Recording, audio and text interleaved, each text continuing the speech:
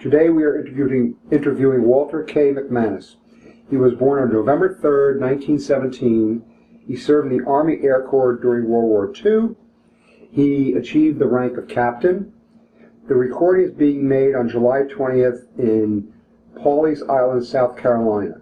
The interview is being conducted by David Crossan, his grandson, who is being ably assisted by his mother, Cynthia Crossan, who is Captain McManus' daughter. The interview is being conducted for the Veterans History Project at the Library of Congress. Captain McManus, begin your life. I was born in Elizabeth, New Jersey. I was raised in Roselle, New Jersey.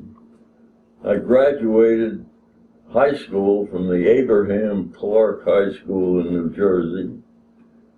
And then from there, I went immediately to work for the Simmons Mattress Company. And then I went on from that to the Public Service of New Jersey. And from there, I went to Sun Valley in Idaho with the Union Pacific Railroad Company, and stayed there for a year and a half. And in '38, I went to work for the Harnischweger Corporation, building prefab houses, but the unions didn't like that, so we had to close up.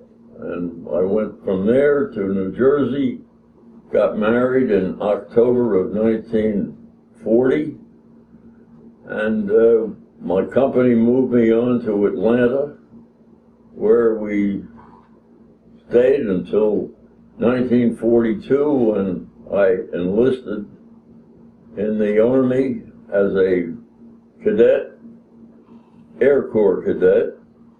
And when they finally took me, it was by July. When did you start? When did you enlist? In what month of 1942? Do you remember? I think it was March when I enlisted, but then they didn't take me until sometime in late July, and from there I went to went to the classification center in Nashville. They classified me as a pilot, and at that point we sat up on a Pennsylvania coach for 2 days to go to Randolph Field in Texas, where I spent 9 weeks in what they call pre-flight, and from there I went to Stanford, Texas.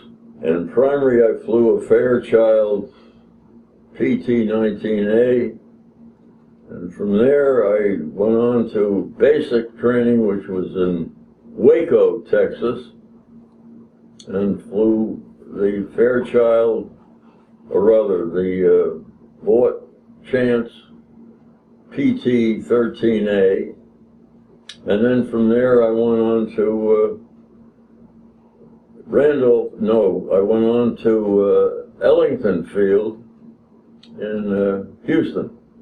And there in Houston I had a British RAF instructor, and he did a pretty good job with me because I graduated, got my wings and my commission in May of 1943. And from there I joined my tactical organization, which was the 437th Troop Carrier Group, and we trained in a place called Knob Noster, Missouri, which is today the Whiteman Air Force Base, and spent the time there from about July to October. October, I flew in a glider from Whiteman to Pope Field. I was a passenger in the glider because we didn't have enough C-47s for me to train in. And so when we got there, we stopped on the way, incidentally, in Louisville, and then went on to Pope Field. When was it decided that you would be a pilot on a C-47? That was at the Austin Transitional Training place where I learned to C-47 and all about it. And then after that is when I was transferred to my tactical organization, which was, as I said, at Whiteman Air Force Base. And then what we did after we got to Pope Field was, of course, just train, towing gliders, dropping paratroopers, doing resupply missions, learning to take off with parapacks underneath the airplane, with a stick of troopers inside, and towing 2 gliders, all at the same time. It was a very interesting way of training us, but at the same time, you have to recognize that what they were doing was seeing what our limits were. And that was the limit that I ever experienced. And of course, the net result was when we really got into battles, we never had anything like that amount of equipment to haul or people to haul or anything else. We simply did our combat with troopers or towed gliders. And that's where we learned everything we could do in Pope Field. At one time we did a blackout of all of North and South Carolina, and they had us towing 2 gliders, dropping paratroopers, and limited the amount of gasoline we could have, so that we had to learn to be careful about how we spent the gasoline, because we had to get back to our base, which we did, barely. At any rate, that was the training I went through in Pope Field, and at the end of my training, which was just about Christmas, a little bit, I think 2 days after Christmas, they told us we were going to Fort Wayne, Indiana, which was our POE, which is Port of Embarkation. We picked up brand new C-47s. I had my crew by then all organized, and when we got to Fort Wayne and got the new airplane, we also were issued 4 officers to ride with us to Europe, where they were going to be the cadre, or part of the cadre, to set up our organization when we arrived and set up in England. Then, when we took off from Fort Wayne, we landed in Homestead Field, Florida. Spent the night, gassed up. Next flight, the next day, was all the way to Puerto Rico. We landed in Borinquen Field in Puerto Rico, January the 2nd, 1944. And from Borinquen Field, the next day, we went to a place called Atkinson Field in British Guiana, and gassed up and spent the night. And the next day, we flew down to Belém in Brazil, and the same thing happened. We gassed up the next morning and took off for Natal in Brazil. And then we spent the night there, and we were told that there was a concern for the German submarines might come to the surface and shoot the guns that they had at us as we went over. We were flying usually at no more than 1,000 to 1,500 feet.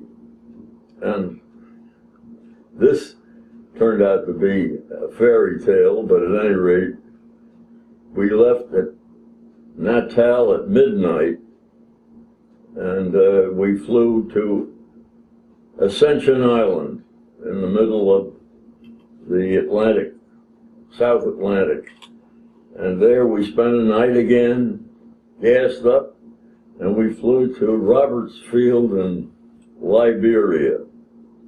And from Liberia we went on to Dakar, and from Dakar we went on to Marrakesh in Morocco, and from Marrakesh we flew up along the Spanish coast and the Portuguese coast and landed at a place called Land's End in England. And there we were quickly assigned to our field in Ramsbury in the Cotswolds. Ramsbury is a tiny little village near Hungerford and Marlborough and Swindon and towns like that, which we visited occasionally.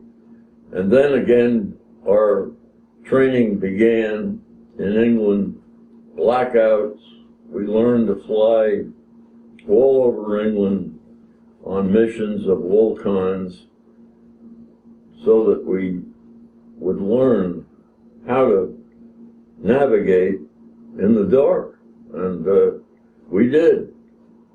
And finally, after about 6 months, or just a little under 6 months, our field was locked down, and we were told to paint our airplanes with a red or black and white stripe around the fuselage and on the wings. And then after that we were given a briefing which told us that we were going to fly towing gliders south from our field across the channel, and when we got to the Channel Islands we would turn toward Cherbourg, which we did. We towed our gliders, many of them, all the way to St. Mary-Glise, where they were dropped at their assigned drop zone. Now, I should tell you that this was the first and only night operation that we ever pulled, and that was D-Day.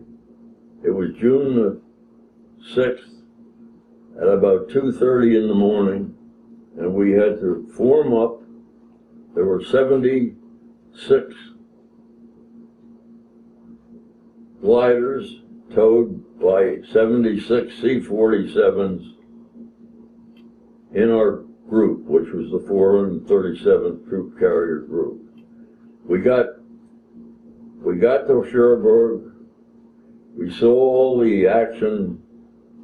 There was a lot of, when we got there was a lot of machine gun tracers. We had flak. We had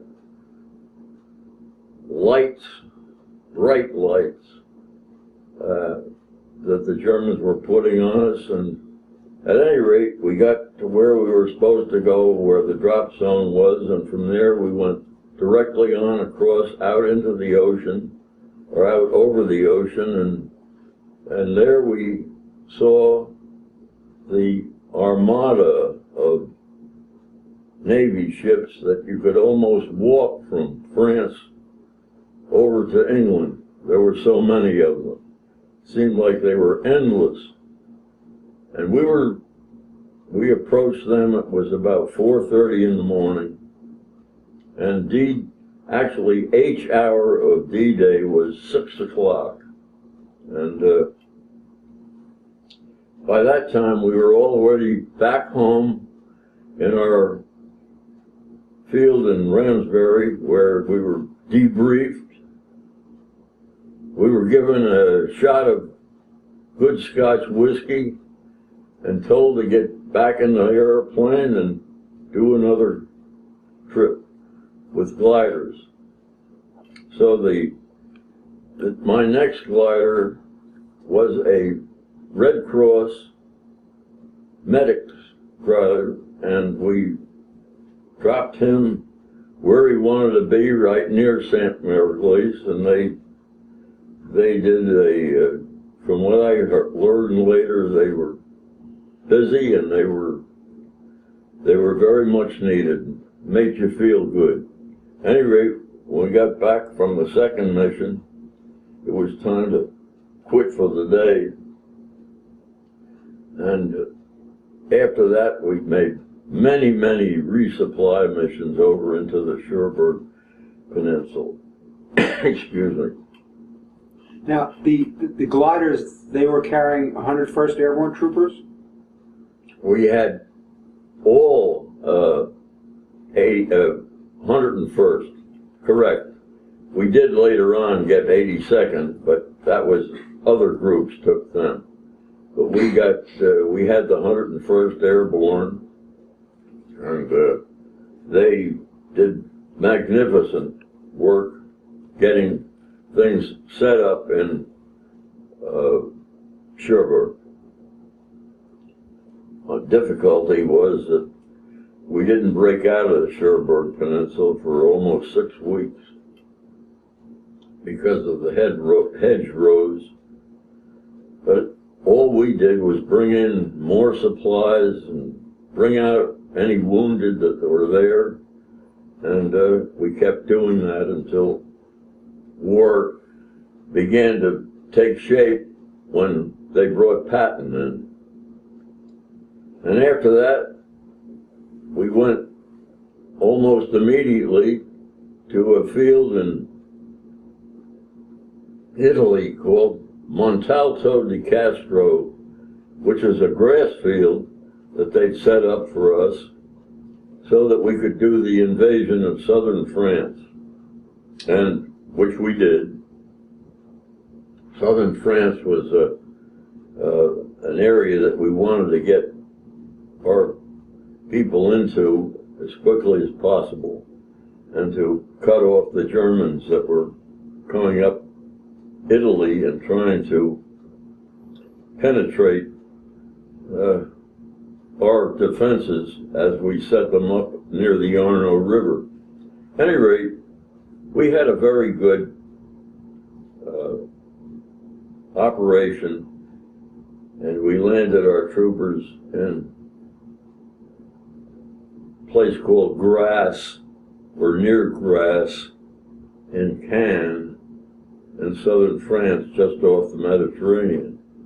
Interesting enough, our briefing for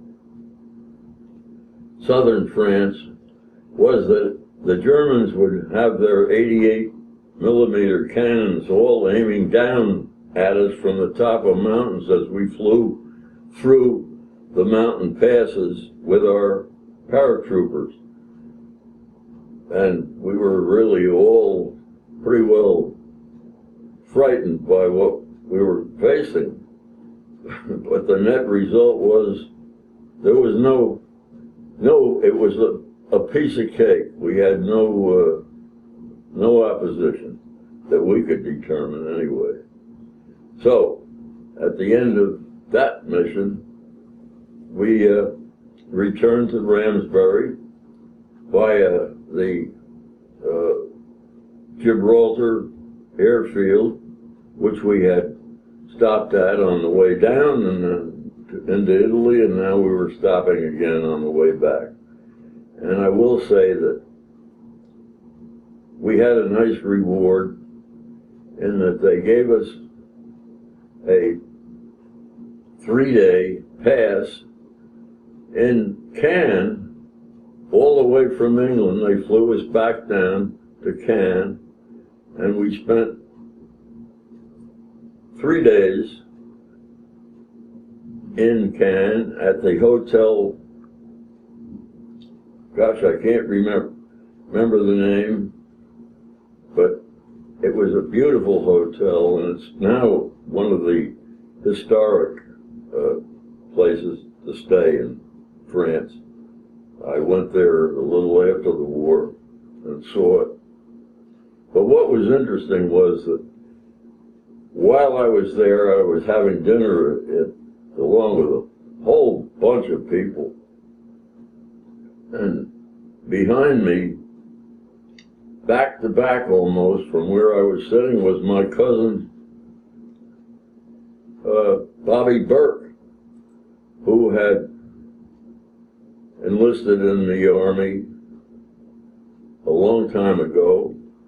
And when I recognized the sound of his voice and his laughter and got up and turned around and saw who it was, it turned out he was a brand new major who had received a battlefield commission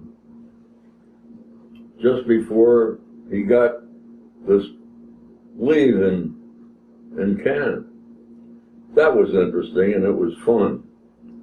After that, we returned to Ramsbury, did as many resupplies as we could, and during this time, of course, Patton had overrun almost all of France, and we were looking toward crossing the Rhine at a place called Arnhem.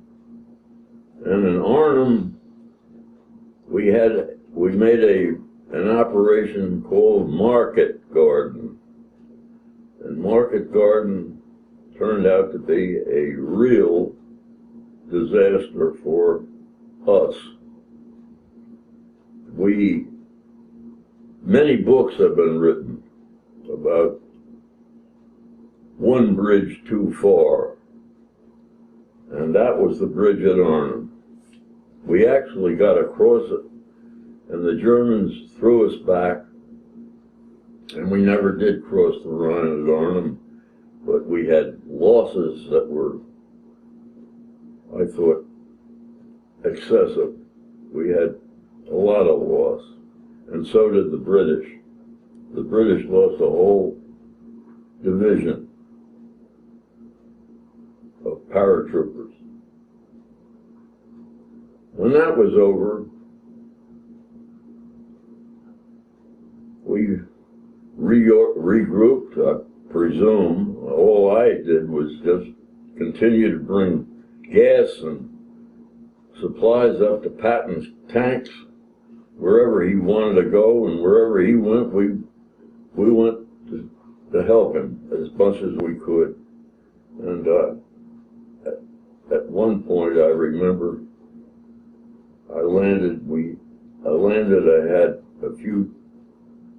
I had a flight of 9 airplanes with me, and we broke through the weather and landed and got our supplies to Patton, and he and 2 other of his aides came up to me and said, "Thank you very much." And I thought that was nice. It was one of the best things, one of the best occasions I had. Sorry, you actually talked and met with Patton? Well, he said, "Thank you very much, Captain," and And you saluted? Yes, and he was quite a general, I thought. I thought he was a wonderful man myself, and I appreciated everything that he was doing. And finally,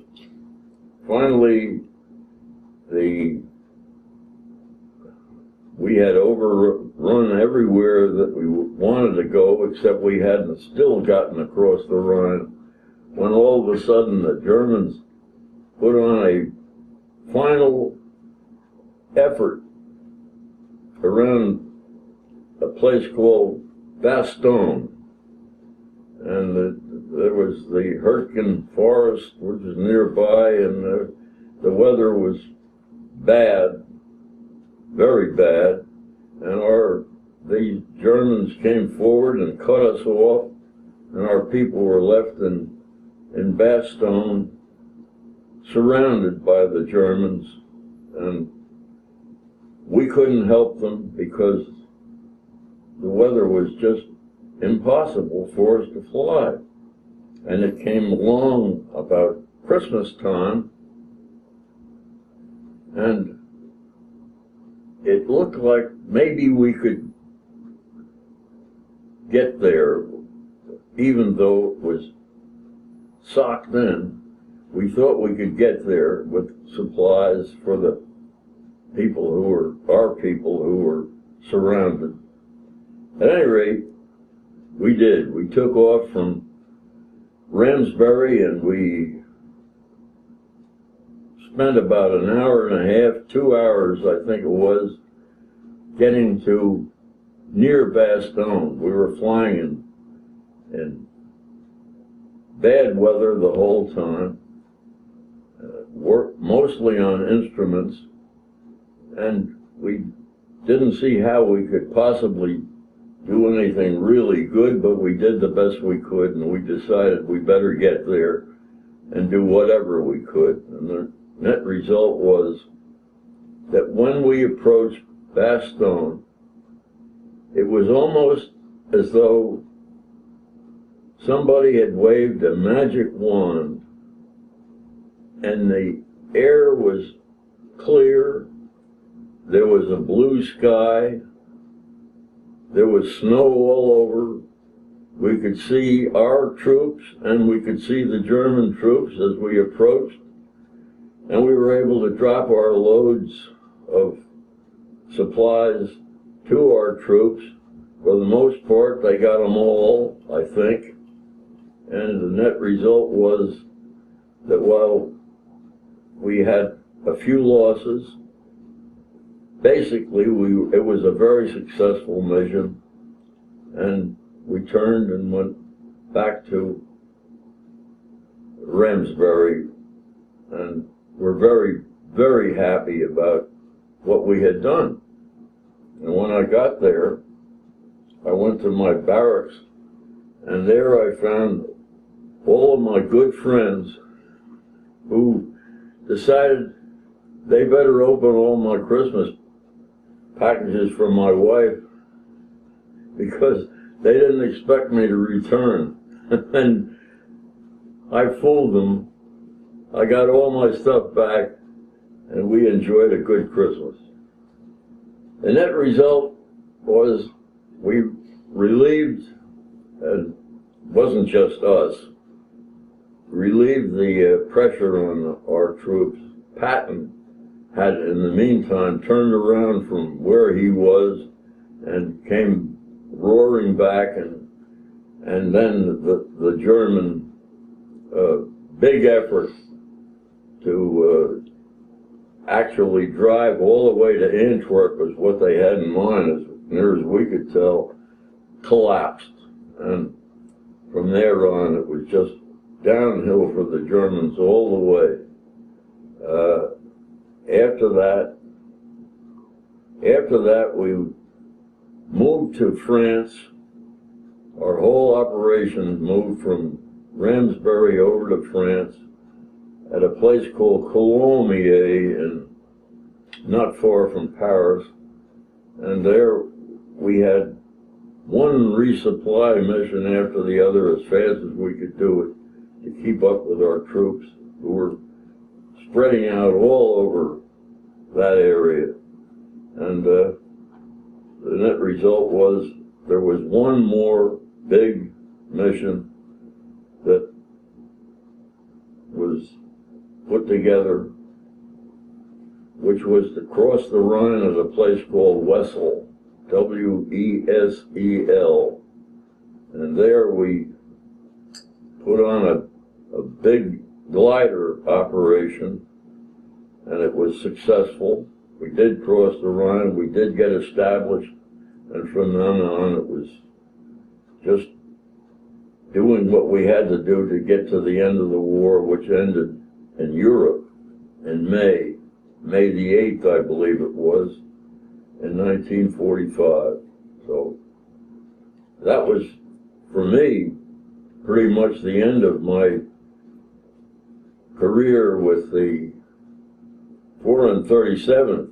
Not that I actually ended, but from then on it was simply taking care of any jobs that they gave us. At one point, we were given a job of moving some White Russians from Paris all the way over to a railhead in Germany, where the Russians had established a place where they wanted to get the White Russians back into Russia, and they were very unhappy people.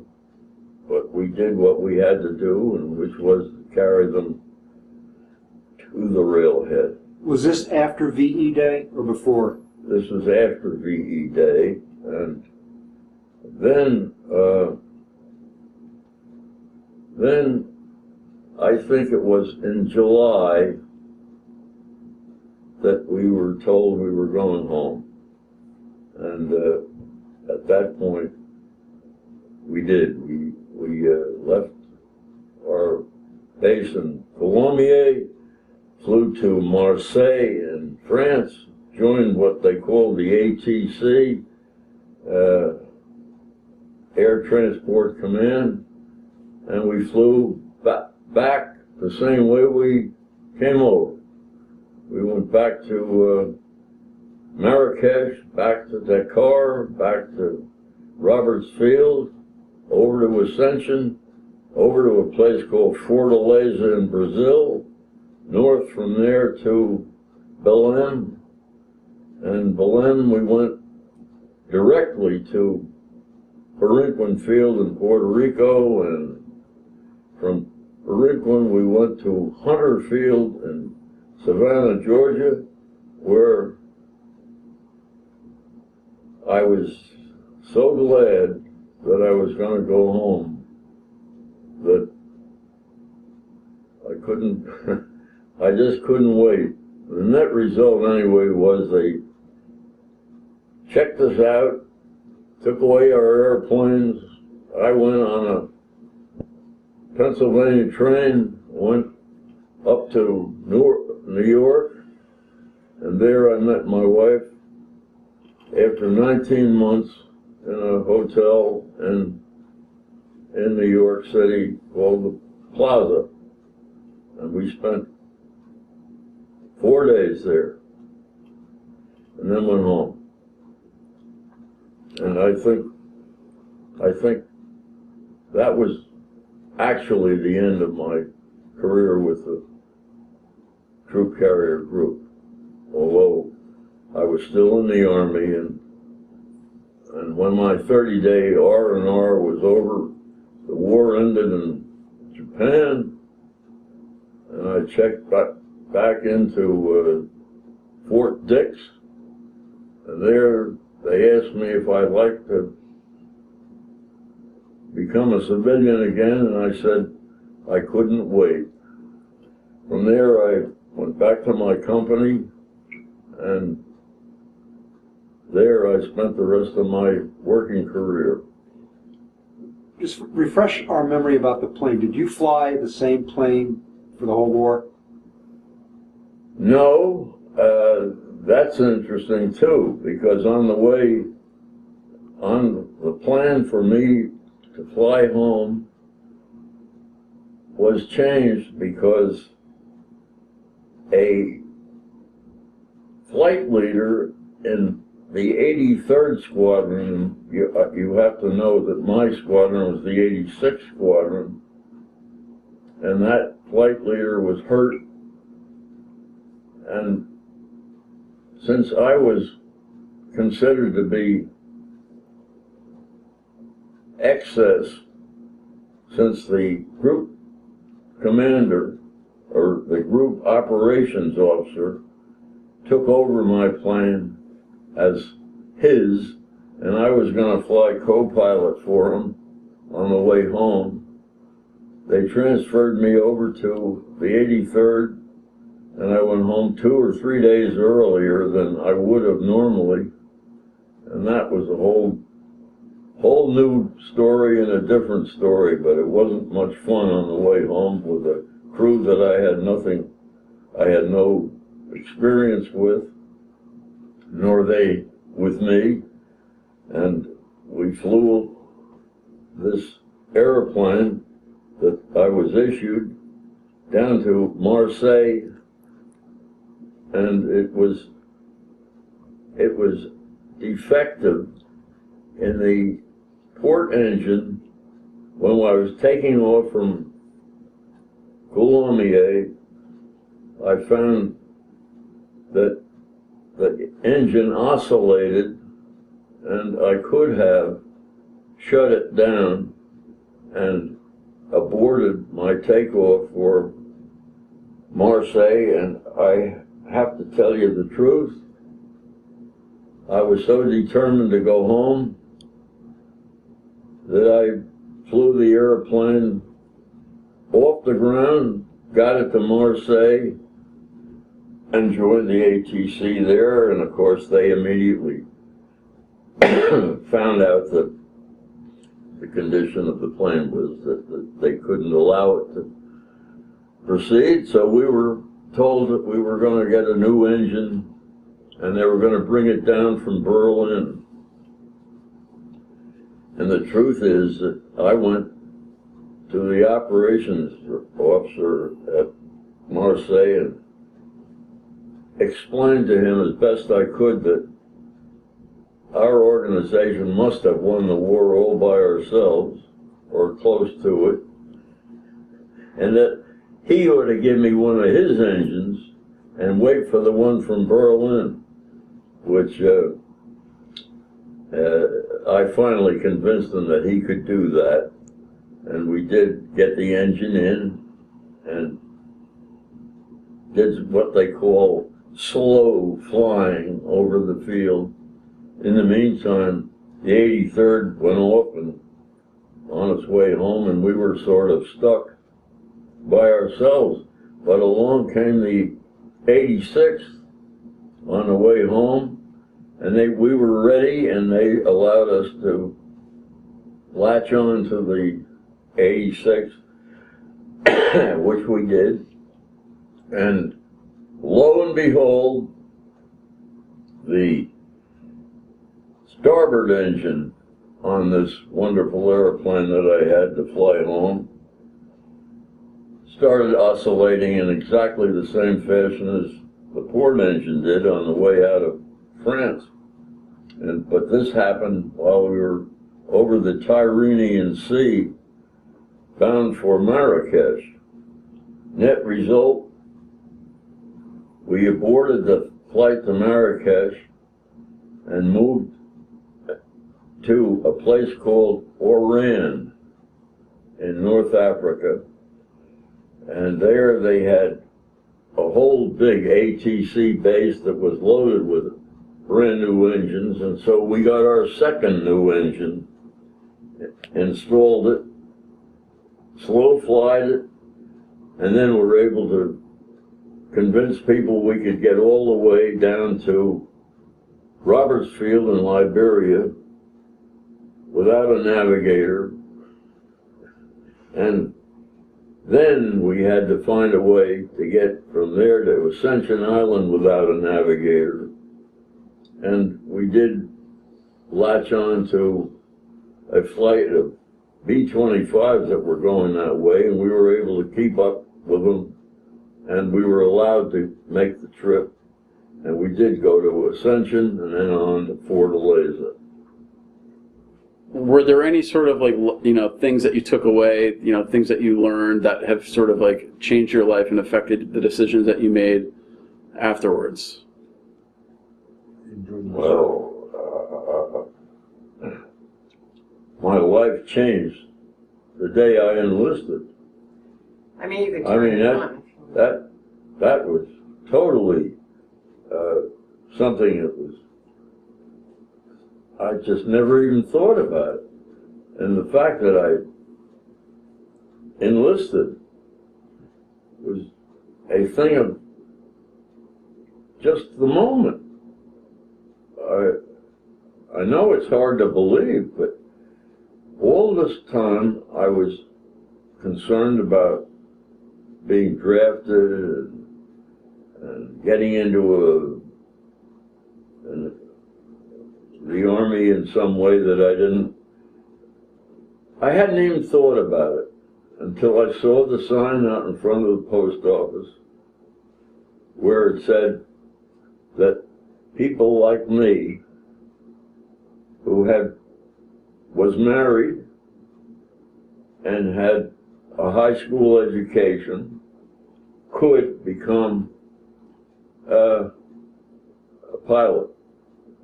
And that, I saw it, and I wanted it, and I went in and I got it. And then I had to explain to my wife what I had done, which absolutely, almost floored me myself when I walked out of the place and realized I had done this. It scared the pants off me because I had to tell my wife that I had done it, and she wasn't very happy about it. But I'll tell you one thing about that lady. She stayed with me through thick and thin. She was wonderful. She was wonderful. And that was it for the career of Walter McManus in the armed forces.